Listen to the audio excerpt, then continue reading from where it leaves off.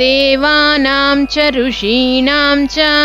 गुरुं काञ्चनसन्निभं बुद्धिमन्तं त्रिलोकेशं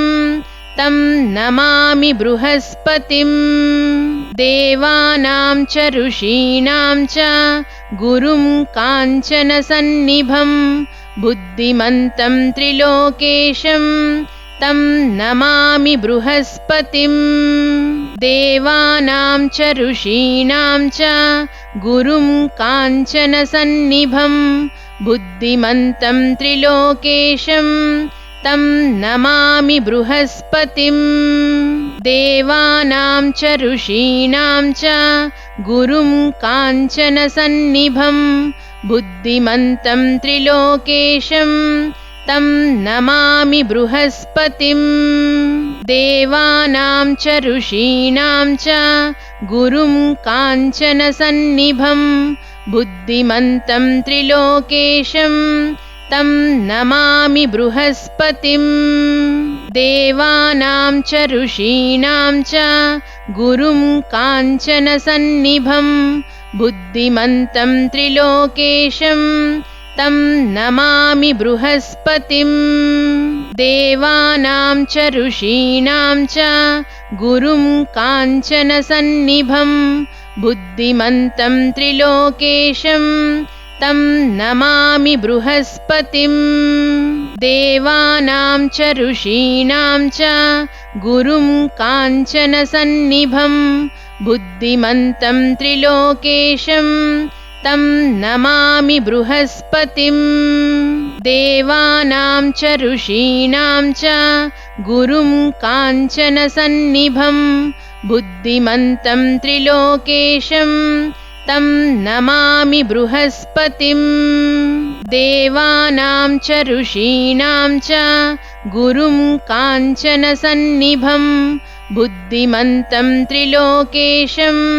तं नमामि बृहस्पतिम्। देवानां च ऋषीणां च गुरुं काञ्चनसन्निभं बुद्धिमन्तं त्रिलोकेशं तं नमामि बृहस्पतिम्। देवानां च ऋषीणां च गुरुं काञ्चनसन्निभं बुद्धिमन्तं त्रिलोकेशं तं नमामि बृहस्पतिम्। देवानां च ऋषीणां च गुरुं काञ्चनसन्निभं बुद्धिमन्तं त्रिलोकेशं तं नमामि बृहस्पतिम्। देवानां च ऋषीणां च गुरुं काञ्चनसन्निभं बुद्धिमन्तं त्रिलोकेशं तं नमामि बृहस्पतिम्। देवानां च ऋषीणां च गुरुं काञ्चनसन्निभं बुद्धिमन्तं त्रिलोकेशं तं नमामि बृहस्पतिम्। देवानां च ऋषीणां च गुरुं काञ्चनसन्निभं बुद्धिमन्तं त्रिलोकेशं तं नमामि बृहस्पतिम्। देवानां च ऋषीणां च गुरुं काञ्चनसन्निभं बुद्धिमन्तं त्रिलोकेशं तं नमामि बृहस्पतिम्। देवानां च ऋषीणां च गुरुं काञ्चनसन्निभं बुद्धिमन्तं त्रिलोकेशं तं नमामि बृहस्पतिम्। देवानां च ऋषीणां च गुरुं काञ्चनसन्निभं बुद्धिमन्तं त्रिलोकेशं तं नमामि बृहस्पतिम्। देवानां च ऋषीणां च गुरुं काञ्चनसन्निभं बुद्धिमन्तं त्रिलोकेशं तं नमामि बृहस्पतिम्। देवानां च ऋषीणां च गुरुं काञ्चनसन्निभं बुद्धिमन्तं त्रिलोकेशं तं नमामि बृहस्पतिम्। देवानां च ऋषीणां च गुरुं काञ्चनसन्निभं बुद्धिमन्तं त्रिलोकेशं तं नमामि बृहस्पतिम् देवानां च ऋषीणां च गुरुं काञ्चनसन्निभं बुद्धिमन्तं त्रिलोकेशं तं नमामि बृहस्पतिम् देवानां च ऋषीणां च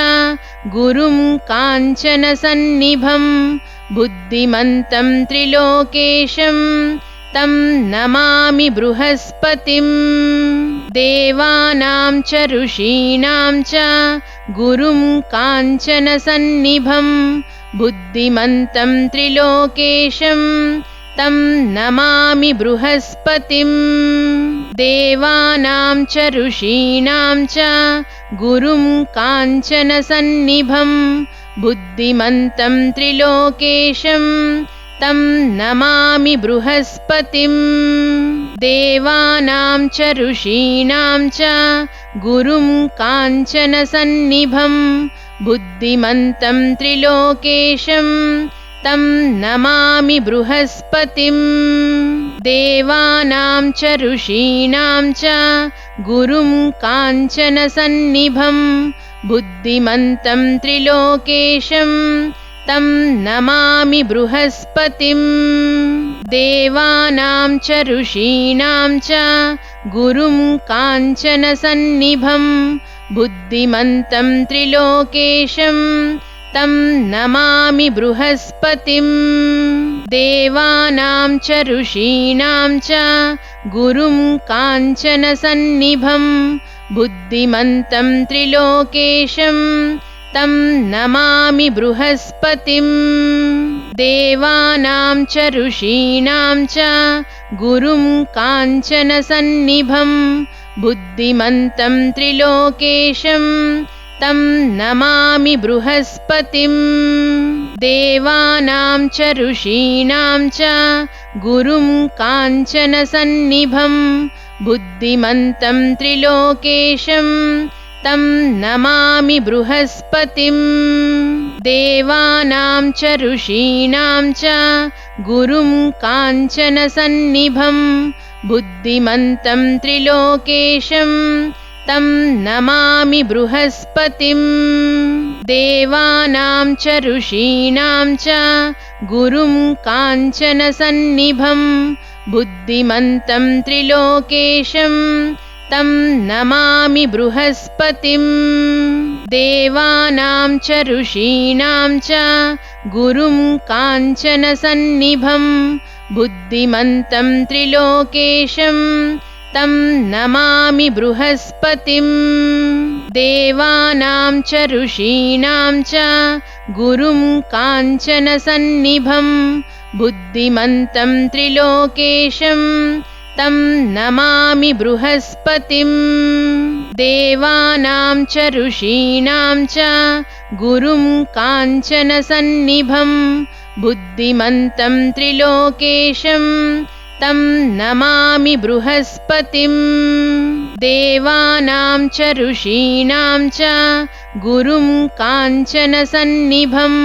बुद्धिमन्तं त्रिलोकेशं तं नमामि बृहस्पतिम् देवानां च ऋषीणां च गुरुं काञ्चनसन्निभं बुद्धिमन्तं त्रिलोकेशं तं नमामि बृहस्पतिम् देवानां च ऋषीणां च गुरुं काञ्चनसन्निभं बुद्धिमन्तं त्रिलोकेशं तं नमामि बृहस्पतिम् देवानां च ऋषीणां च गुरुं काञ्चनसन्निभं बुद्धिमन्तं त्रिलोकेशं तं नमामि बृहस्पतिम् देवानां च ऋषीणां च गुरुं काञ्चनसन्निभं बुद्धिमन्तं त्रिलोकेशं तं नमामि बृहस्पतिम् देवानां च ऋषीणां च गुरुं काञ्चनसन्निभं बुद्धिमन्तं त्रिलोकेशं तं नमामि बृहस्पतिं देवानां च ऋषीणां च गुरुं काञ्चनसन्निभं बुद्धिमन्तं त्रिलोकेशं तं नमामि बृहस्पतिं देवानां च ऋषीणां च गुरुं काञ्चनसन्निभं बुद्धिमन्तं त्रिलोकेशं तं नमामि बृहस्पतिं देवानां च ऋषीणां च गुरुं काञ्चनसन्निभं बुद्धिमन्तं त्रिलोकेशं तं नमामि बृहस्पतिं देवानां च ऋषीणां च गुरुं काञ्चनसन्निभं बुद्धिमन्तं त्रिलोकेशं तं नमामि बृहस्पतिं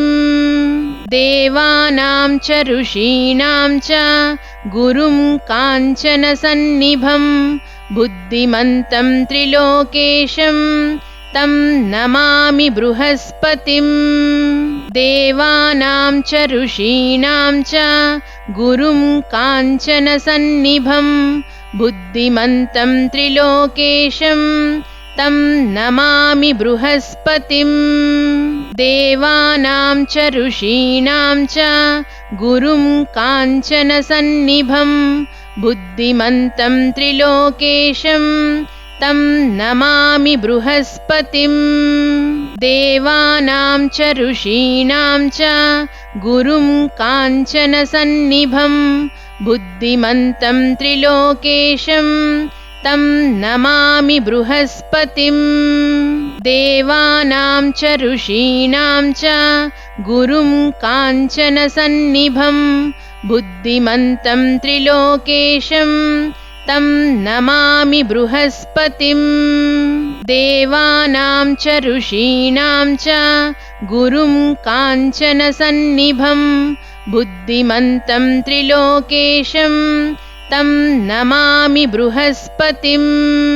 देवानां च ऋषीणां च गुरुं काञ्चनसन्निभं बुद्धिमन्तं त्रिलोकेशं तं नमामि बृहस्पतिं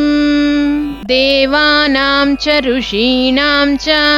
गुरुं काञ्चनसन्निभं बुद्धिमन्तं त्रिलोकेशं तं नमामि बृहस्पतिं देवानां च ऋषीणां च गुरुं काञ्चनसन्निभं बुद्धिमन्तं त्रिलोकेशं तं नमामि बृहस्पतिं देवानां च ऋषीणां च गुरुं काञ्चनसन्निभं बुद्धिमन्तं त्रिलोकेशं तं नमामि बृहस्पतिं देवानां च ऋषीणां च गुरुं काञ्चनसन्निभं बुद्धिमन्तं त्रिलोकेशं तं नमामि बृहस्पतिं देवानां च ऋषीणां च गुरुं काञ्चनसन्निभं बुद्धिमन्तं त्रिलोकेशं तं नमामि बृहस्पतिं देवानां च ऋषीणां च गुरुं काञ्चनसन्निभं बुद्धिमन्तं त्रिलोकेशं तं नमामि बृहस्पतिं देवानां च ऋषीणां च गुरुं काञ्चनसन्निभं बुद्धिमन्तं त्रिलोकेशं तं नमामि बृहस्पतिं देवानां च ऋषीणां च गुरुं काञ्चनसन्निभं बुद्धिमन्तं त्रिलोकेशं तं नमामि बृहस्पतिं देवानां च ऋषीणां च गुरुं काञ्चनसन्निभं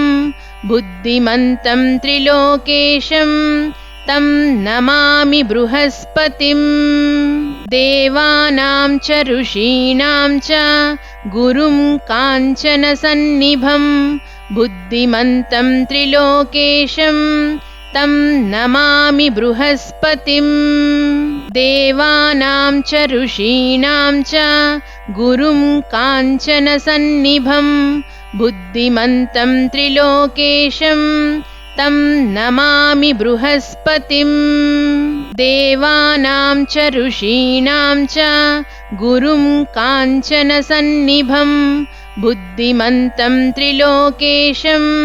तं नमामि बृहस्पतिं देवानां च ऋषीणां च गुरुं काञ्चनसन्निभं बुद्धिमन्तं त्रिलोकेशं तं नमामि बृहस्पतिं देवानां च ऋषीणां च गुरुं काञ्चनसन्निभं बुद्धिमन्तं त्रिलोकेशं तं नमामि बृहस्पतिं देवानां च ऋषीणां च गुरुं काञ्चनसन्निभं बुद्धिमन्तं त्रिलोकेशं तं नमामि बृहस्पतिं देवानां च ऋषीणां च गुरुं काञ्चनसन्निभं बुद्धिमन्तं त्रिलोकेशं तं नमामि बृहस्पतिं देवानां च ऋषीणां च गुरुं काञ्चनसन्निभं बुद्धिमन्तं त्रिलोकेशं तं नमामि बृहस्पतिं देवानां च ऋषीणां च गुरुं काञ्चनसन्निभं बुद्धिमन्तं त्रिलोकेशं तं नमामि बृहस्पतिं देवानां च ऋषीणां च गुरुं काञ्चनसन्निभं बुद्धिमन्तं त्रिलोकेशं तं नमामि बृहस्पतिं देवानां च ऋषीणां च गुरुं काञ्चनसन्निभं बुद्धिमन्तं त्रिलोकेशं तं नमामि बृहस्पतिं देवानां च ऋषीणां च गुरुं काञ्चनसन्निभं बुद्धिमन्तं त्रिलोकेशं तं नमामि बृहस्पतिं देवानां च ऋषीणां च गुरुं काञ्चनसन्निभं बुद्धिमन्तं त्रिलोकेशं तं नमामि बृहस्पतिं देवानां च ऋषीणां च गुरुं काञ्चनसन्निभं बुद्धिमन्तं त्रिलोकेशं तं नमामि बृहस्पतिं देवानां च ऋषीणां च गुरुं काञ्चनसन्निभं बुद्धिमन्तं त्रिलोकेशं तं नमामि बृहस्पतिं देवानां च ऋषीणां च गुरुं काञ्चनसन्निभं बुद्धिमन्तं त्रिलोकेशं तं नमामि बृहस्पतिं देवानां च ऋषीणां च गुरुं काञ्चनसन्निभं बुद्धिमन्तं त्रिलोकेशं तं नमामि बृहस्पतिं देवानां च ऋषीणां च गुरुं काञ्चनसन्निभं बुद्धिमन्तं त्रिलोकेशं तं नमामि बृहस्पतिं देवानां च ऋषीणां च गुरुं काञ्चनसन्निभं बुद्धिमन्तं त्रिलोकेशं तं नमामि बृहस्पतिं देवानां च ऋषीणां च गुरुं काञ्चनसन्निभं बुद्धिमन्तं त्रिलोकेशं तं नमामि बृहस्पतिं देवानां च ऋषीणां च गुरुं काञ्चनसन्निभं बुद्धिमन्तं त्रिलोकेशं तं नमामि बृहस्पतिं देवानां च ऋषीणां च गुरुं काञ्चनसन्निभं बुद्धिमन्तं त्रिलोकेशं तं नमामि बृहस्पतिं देवानां च ऋषीणां च गुरुं काञ्चनसन्निभं बुद्धिमन्तं त्रिलोकेशं तं नमामि बृहस्पतिं देवानां च ऋषीणां च गुरुं काञ्चनसन्निभं बुद्धिमन्तं त्रिलोकेशं तं नमामि बृहस्पतिं देवानां च ऋषीणां च गुरुं काञ्चनसन्निभं बुद्धिमन्तं त्रिलोकेशं तं नमामि बृहस्पतिं देवानां च ऋषीणां च गुरुं काञ्चनसन्निभं बुद्धिमन्तं त्रिलोकेशं तं नमामि बृहस्पतिं देवानां च ऋषीणां च गुरुं काञ्चनसन्निभं बुद्धिमन्तं त्रिलोकेशं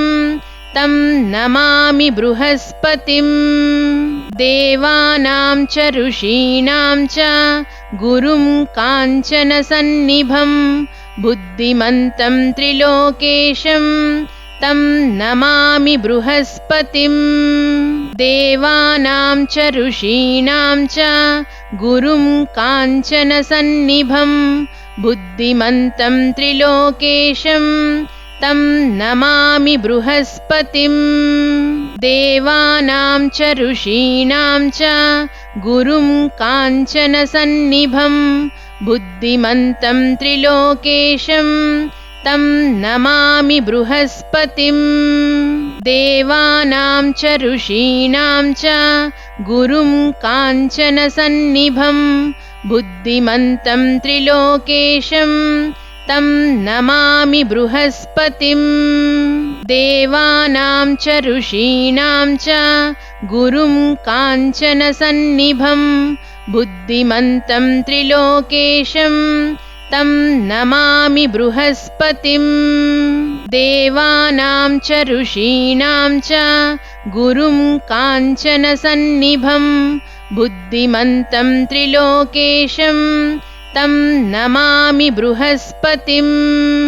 देवानां च ऋषीणां च